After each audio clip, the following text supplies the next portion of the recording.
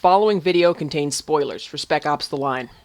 I need to insist that I enjoyed Spec Ops: The Line. The story was engaging and the gameplay wasn't that much worse than your usual third-person cover-based shooter, but I'm getting really annoyed at the way game writers and commentators are treating it, like some kind of gaming messiah. I've noticed that a lot of game commentators love The Line for pointing out the scary jingoism in most modern shooters and for making the player feel like a psycho douchebag. This I am fine with. What I'm fed up with is people praising aspects of the game that are actually terrible. Case in point, the hidden fifth good ending, the one where you stop playing the game. Well, I already hate that ending, and by extension Yager for even suggesting it. Why? Well, are they making a game or making a point? Because most points don't cost me $50, or really any amount of money. If PETA charged for their Pokemon murder simulators, which are already pretty friggin' obnoxious, the whole world would laugh them into oblivion. But they don't, because they're making a point. The Line isn't making a point. They made a game with a cool story, and nobody really bought into it on account of the miserably bad third-person standard gameplay. So they decided, oh wait, our game isn't a game, foolish mortals, it's a statement.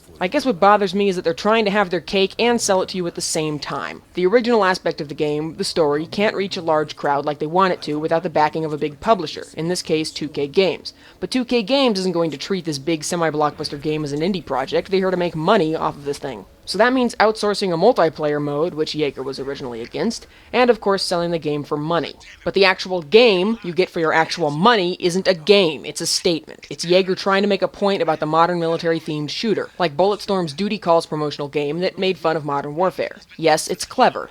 But no, it's not a valid point. Don't play these other, much better games. Play our snarky pile of badly made, hard-to-control, simplistic crap. Oh, okay, you're right. I don't like playing well-made games. I much prefer bad ones with a clever sentiment. At the very end of Spec Ops: The Line, it flashbacks to all of the bad guy evil shit that I did, and ultimately showed me a montage of the shining examples of human decency, because I did all the good guy things. Every single bad guy thing I did in the game was predicated on the fact that either A, I had no fucking choice, and or B, I'm not playing with all the facts. See, unreliable narrators work in literature, and in movies, but not in video games. I made a comparison to Pariah in my review of The Line, and I'm gonna do that again. In Pariah, you're not appraised of Mason's motives, so when he betrays Karina to the Shroud, you're like, what the fuck? In The Line, that shouldn't be a problem, right? Because Walker is crazy.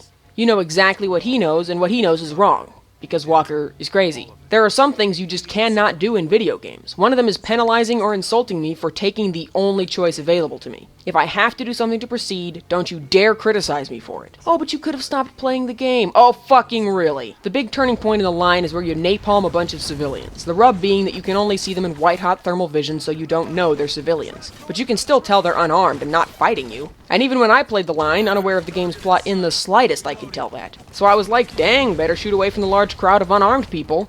And I aimed at the Humvee instead. And they still die, because the game is bullshit. So my choice wasn't between kill civilians or stop playing the game. My naive brain actually thought the game wouldn't be so stupid as to pretend I'd shot a barn full of civilians when I actually didn't. So to me, I wasn't choosing to burn a bunch of civilians with white phosphorus. I was choosing to not burn them, and they burned anyway. Combine this with all of the moral choice issues, which are very obvious by the way. Let a CIA agent burn alive? Nope. Massacre civilians out of revenge? Nope.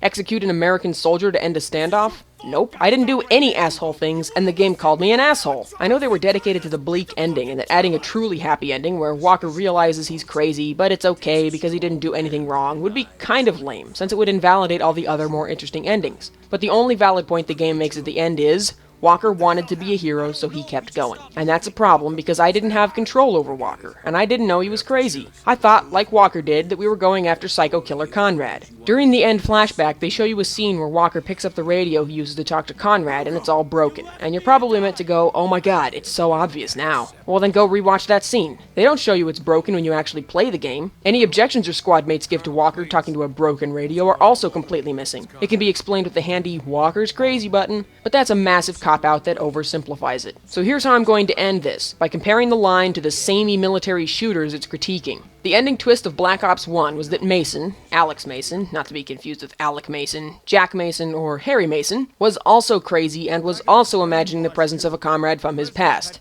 And in a clever twist, the hints are there all along. When you encounter Reznov, your teammates go, what the fuck is this? And in context, it seems like they're just confused about the presence of a Russian soldier that Mason somehow knows. This makes the reveal all the better, because you can look back and realize where all the hints were, as opposed to Spec Ops: The Line, where you look back and realize you've been playing an entirely different game than Yager thinks you've been playing. Maybe they hallucinated a better, more subtle game, and we're the confused squad mates of this analogy. Oh fucking well. I'm tired of complaining about the line's bullshit story, but I'm even more tired of seeing it get its dick sucked by all of the supposedly more intellectual game writers and reviewers. The truth of the matter is, Black Ops was a better game than the line, and it had a better story, if only by virtue of not being full of shit. And I didn't even like it all that much. So fuck you, Spec Ops The Line, for making me realize how great the Call of Duty franchise is. The Line, I still hate calling it Spec Ops, is a cool game that I like. I'm just unwilling to pretend it reinvented the wheel or did some crazy new thing. As far as Art of Darkness games go, I still prefer Far Cry 2. Victor Reznov's been dead for 5 years. He died at Vorkuta during the escape. I'm getting really tired of talking about Spec Ops The Line, but I am not done yet. Next time I'll be bringing you a discussion about third-person shooters and storytelling, using Black Ops The Line as an example.